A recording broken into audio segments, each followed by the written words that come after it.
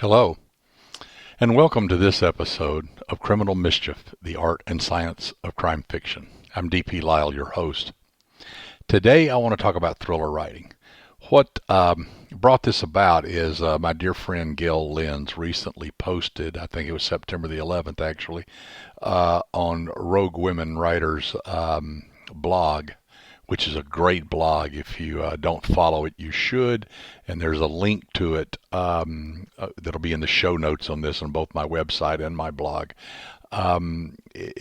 Besides Gail, there's Robin Brissell and Kim Howe and Karna Bodman and Lynn and Valerie Constantine and Jamie Frivoletti and Lisa Black. It's a great group of great writers, and they often offer very good posts that are useful to writers. Gail, of course, is the queen of thrillers. She's written some great political thrillers and has the background to write those kinds of things. I won't bore you with that. You can go to her website and find all of that stuff, but she's got quite a history. But she posted this great thing called the 10 Rules for Writing a Best-Selling Thriller. Now, we all know there's no rules, but then there are rules. And so it's somewhere in between. You know, Elmore Leonard had rules. Somerset Maugham said there are no rules. It's somewhere in between. But the point is that Gail, in this article, pointed out some very important things that writers of thrillers, and I think mysteries and suspense and almost any kind of writing, needs to take into consideration. They're important points. And what I wanted to do was take some time and kind of underline some of the things that she pointed out. And of course, I'll refer you to that article as well as the blog site, as I said. But I want to talk about some of the points and kind of expand on them and offer some of my views on it. And the first that she pointed out is the importance in great thrillers, actually in any book, is the protagonist. You know, there's always that argument: is it character driven or is it plot driven? Well, the point is, if you have a great plot and the character nobody cares about, who cares? Nobody's going to watch it. Nobody's going to read it. Nobody's going to care about it. If you have a great character, then the plot can actually be kind of plotting, and people will follow interesting characters a little bit longer. You really need both. Character's plot, plot is character. Many writers have said that in the past. But at the heart of a thriller is a character that has has stolen the reader's heart, if you will. It's someone that we care about, that we empathize with, that we want to know about. Now, thrillers obviously are fast-paced and often high-tech and often running and gunning and car chases and explosions and all that, but not always. Some thrillers are darker than that. I mean, take Silence of the Lambs. There wasn't a lot of explosions in there, but my God, it was explosive. And that is a thriller. Your protagonist does not have to be James Bond or Jack Reacher or even highly skilled like my characters Kane and Harper. It can be an average Joe, an average person, someone who is just caught up in a situation that is completely overwhelming. And so the character is stressed to the max, and that's the key, I think, in a thriller. They have to have personal jeopardy. They have to be stretched. They have to learn things about themselves that they did not know before. I think we call this a character arc, where they are one person going into the story, another person coming out. And I've talked before about character arcs and how in series characters they can be muddy, but in a standalone or a single story or a short series of 2 or 3 books, character arc is critical.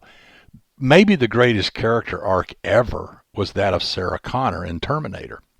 If you take Terminator 1 and Terminator 2 as kind of one story, Sarah's character arc and the way she is stressed, and she is not a skilled assassin.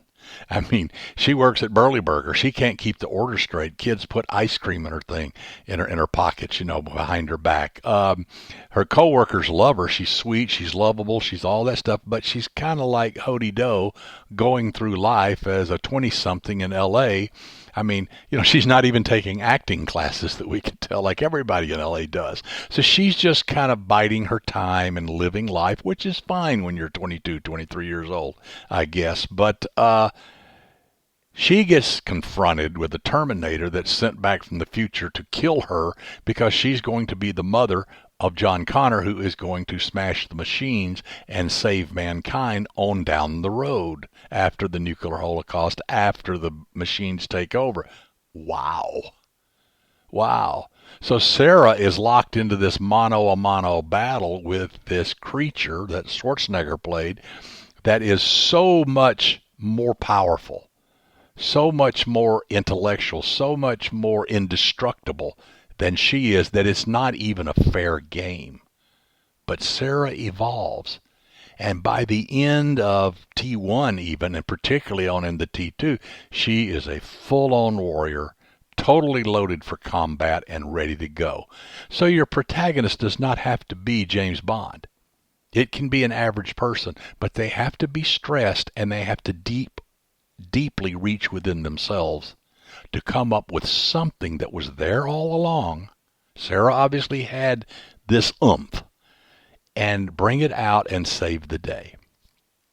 One of her things that she talked about was high concept. And high concept is a word that's thrown around Hollywood a lot and other places, and it's gotten to where it's really muddy. But if you want to go back to the puristic high concept, it means that there's something about this story that is so unusual that it makes this story stand out. I just talked about Sarah Connor and her situation with the Terminator. That's a very high concept story. I mean, it's kind of like retroactive birth control. You know, you send a cyborg back through time to kill the mother of your enemy. I mean, wow, that's high concept. The classic example of high concept, of course, is Jurassic Park. You know, you take a mosquito caught in tree amber, tree sap that becomes amber.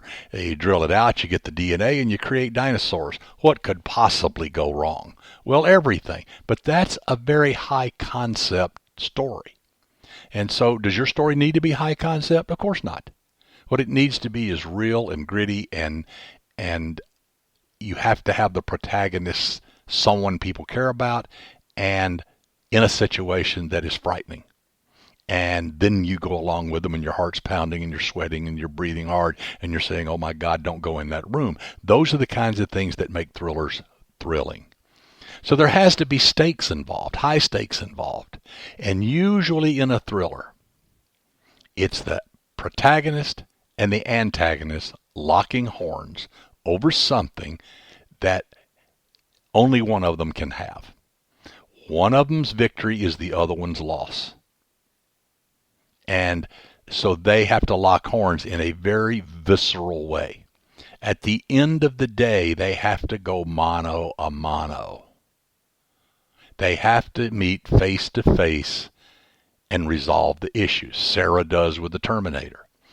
In Silence of the Lambs that I mentioned earlier, they were actually kind of two antagonists, but there really was only one, Buffalo Bill. Hannibal Lecter was kind of an antagonist, but he was actually an antagonist helper. And so the scenes when he and Clarice are talking about this guy, this killer, this Buffalo Bill, and he's helping her, but at the same time he's using her and for his own thrills and stuff. And so that scene when they're sitting there in the jail talking to each other, especially the final time where they really get down to the nitty gritty, is just, I mean, it's just heart-stopping because it is so suspenseful. And yet, there's no bombs, there's no guns, there's no really physical threat because he's behind bars and she's on the other side of the bars. There's not going to be any confrontation, but yet there is a confrontation. And there's stakes involved. Her career's involved. His self-esteem is involved because he's manipulating this FBI agent, this young woman, and that's what Hannibal Lecter does. But Jodie Foster, who plays Clarice, everything's at stake. She's been thrown into this situation.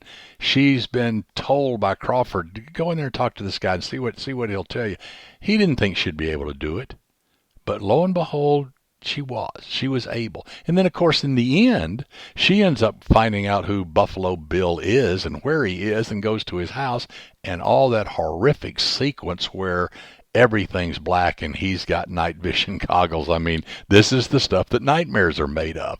But Clarice finds that inner strength, that thing she learned probably from her father, who was a cop, who she idolized. But somewhere inside, she found the strength to save the day.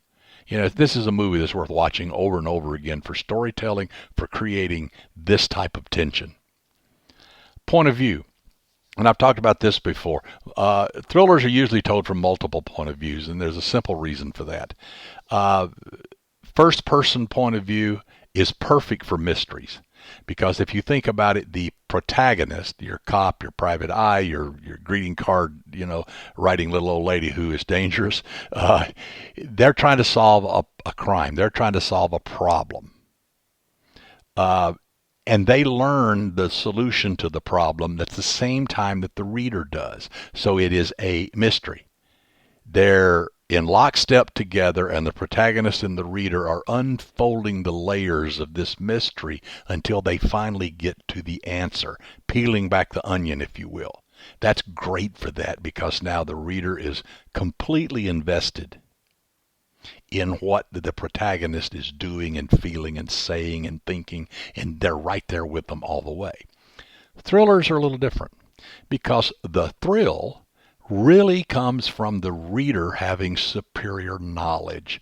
The reader knows of things that the protagonist doesn't.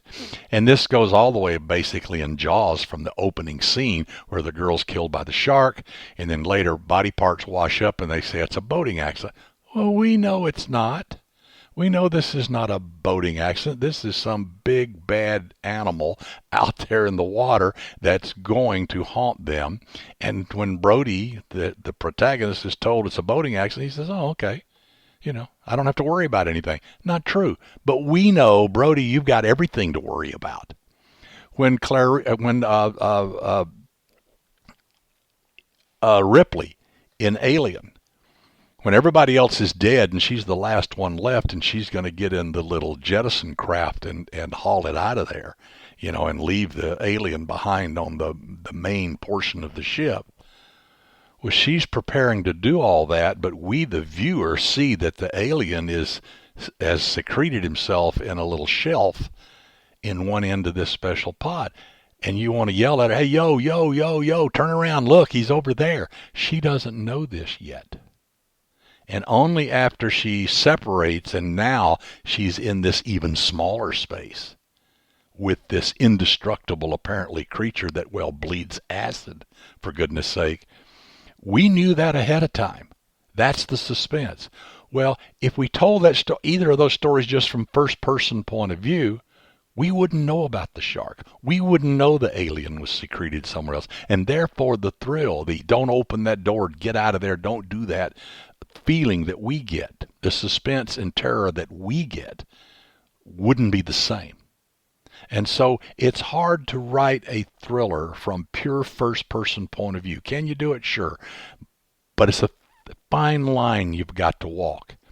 If you may offer clues along the way that the reader is a little bit ahead of the protagonist, I feel, I see this, I feel this, I think this, and the protagonist is heading in that direction but isn't quite there, and you're a step or two ahead, that's fine.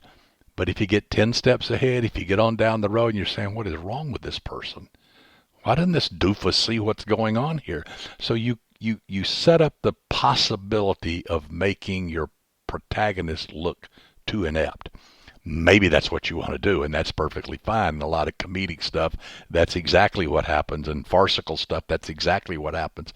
But the point is in most mainstream thrillers, it's best if the reader knows a lot of things that the protagonist doesn't know, and therein is the thrill, and that's best done from multiple point of views. Then we get down to the real heart of a thriller, and that's the villain. You got to have a good bad guy. And the bigger and badder and more awful the bad guy is, the better your protagonist comes off when your protagonist wins the day. So you have to have a good villain. And remember this, villains are not just snarling creatures, that crawl out of the bowels of hell and make trouble for people. They are the heroes of their own story. And that villain can be a person, a situation, an animal, anything. A cyborg. It can be anything. But it has its own agenda. The antagonist has its own agenda, And he or she has their own issues, their own fears, their own wants, their own needs, and their own skills and abilities, and their own failings. And so it is often you can just sit back and I'm the bad guy now. What's my story? And that's kind of how you want to approach this. A lot of this is backstory. Remember, if a crime is committed and a body is found, and that starts the thriller mystery that you're writing, remember a lot of stuff happened before that. So go back and look at what did the antagonist do to get there, because your protagonist has to then unravel that and deconstruct all that to find out who did this, to go back to square one. I talked about Jaws. I mean, how could you get a better villain? It's a shark. You can't reason with a shark. You can't really trick a shark that easily because they're pretty smart, especially one that's 35, 40 feet long like this one was. But what really added to that is that Brody was terrified of water. And yet he realized at the end of the day, he's got to go out on water. No, doing this passively, closing the beaches and arguing with the townspeople that there's powers to be in the town, that, this is the safest, simplest thing to do, that shark ain't going to go away. It's going to be there. It's going to feed there. And are you going to close the beaches forever? Well, then the town collapses and dies of economic death. That's not viable either. So Brody is forced to go out where the shark has home field advantage. And this shark will eat the boat. Remember, we're going to need a bigger boat. And that's true. This shark will eat the boat. So Brody has to put himself in tremendous danger because the protagonist is so powerful. One of the scariest movies ever was The Exorcist. And I remember vividly watching it when it first came out. It was absolutely terrifying. I mean, how much more of an antagonist could it be than Satan himself? That's taken over this young girl, and here the two priests have to go do battle with Satan to save this young girl's soul. And I remember it was just, you're on the edge of your seat, your heart's pounding, you want to run out of the theater, but you can't. You got to know what happens. And I remember every time they started going back up those stairs to her bedroom, I'm saying to myself, no, he's got her, let her go. You're going to go up there, you can't win, get out. Well, of course they didn't.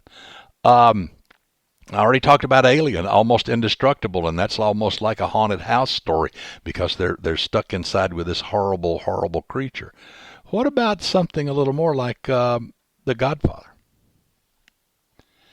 Here you have the protagonist is really Michael because it's really his story. And Marlon Brando's character, the Godfather himself, Vito, he tries to make peace among the families, but what does it get him? Because there's a Salazzi and a group of one of the five families wants to get into the narcotics, and he says, no, that's bad business. We don't want to do that. That's terrible. And so they try to kill him. And what does that do? Michael, in the very famous scene where he's sitting there with the consigliere Tom and he says, and Sonny, his older brother, and he says, set up a meeting somewhere, get me a gun and I'll kill him. And they laughed. They said, are you kidding me? You're going to kill Salazzi and you're going to kill a New York cop? Are you out of your mind? And he said, I can do this. And it's the only answer to this. So Michael is faced with a antagonist, one of the five families, and a hitman, and a cop, a dirty cop, who is protecting them. So he has formidable enemies there.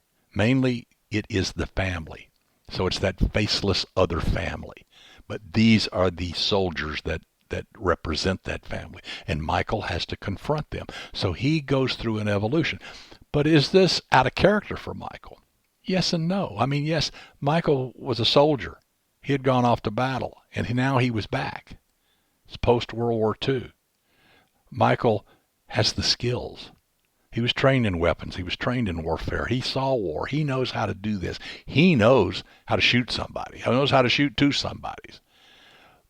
But his character is that he's more of a pacifist. He doesn't want to be part of the family. He doesn't want to do this. But what changed? They tried to kill his father. And so Michael reached within himself and found that strength to do what he felt he had to do now to protect his family. And lo and behold, he ends up becoming the Godfather. Another important thing to consider in your story is setting. And setting in thrillers run the gambit. You all think of a thriller as being, James Bond going all over the world and all these exotic places and, being chased through the canals of Venice or the Alps of Switzerland or even into outer space. I mean, you think about these exotic settings, but are they really necessary? No. A lot of great thrillers are in small towns. I prefer writing about small towns. And the reason is I think that crimes are more impactful in small towns. If there's 5,000 people in town and there's a couple of murders, everybody's going to know about it, and it's going to affect everybody. And half the people in the town are going to personally know the persons who get whacked. So it's different in New York City or Chicago. I mean, there's two murders. That's Tuesday. I mean, so it doesn't even make the newspaper anymore, but except as a number. But there are stories and there are people involved and there are tragedies involved. And in small towns, they take a greater toll. And then the protagonist usually has fewer resources. And if really bad guys come to town, the protagonists are often outgunned, outmanned, outthought, outsmarted, outaggressive, outmeaned, out all that stuff, but yet they figure out a way to win. In my upcoming book from my second Kane Harper book called Prior Bad Acts, that's exactly what happens. Guys come into town to whack a dealer that's trying to go off the reservation. Things don't go well. And now suddenly this whole thrilling conflict comes on, and Kane and Harper are brought in, and I won't bore you with the details of that. You can pick up the book and read it. But setting is the environment in which all of this happens. Jaws, of course, had to be on the ocean, but by the fact they made it a small island, created a sense of isolation that Brody is trapped.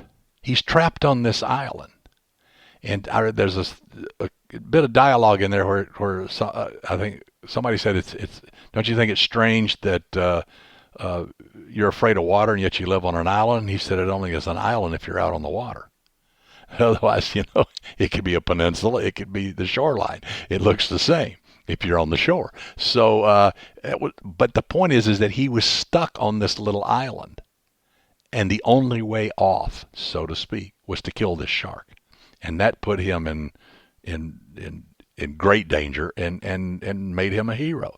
So setting can define the story. The Jack Reacher stories, a lot of them take place in small little towns elsewhere because, Jack comes into town and gets involved in all this stuff. And yet they're very thrilling, and there's thriller elements all through the whole thing. There's good guys, bad guys, mano a mano. There's all of this stuff that's going on. So small towns I like. In the Godfather, of course, you're in New York City. That's a big town. But you're telling a small story because there's this segment of society there that runs crime in New York, but there's just these 5 families involved, and it's really a conflict between a couple of them.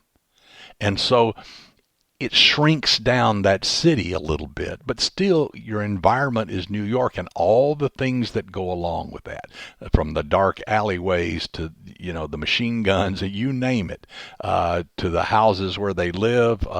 It's the setting tells the tale. You couldn't have set The Godfather, the original one, anywhere else. Now there were scenes back in Italy, of course, and later there were scenes in Tahoe, but those are extensions of the New York family.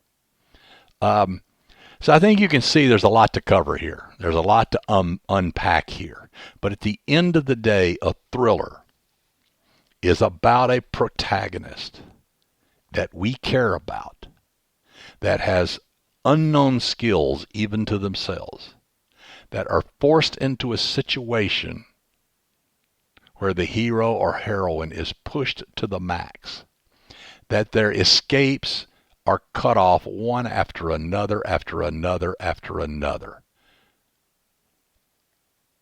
And at the end of the day, they must face the bad guy, mano a mano, and solve the issue.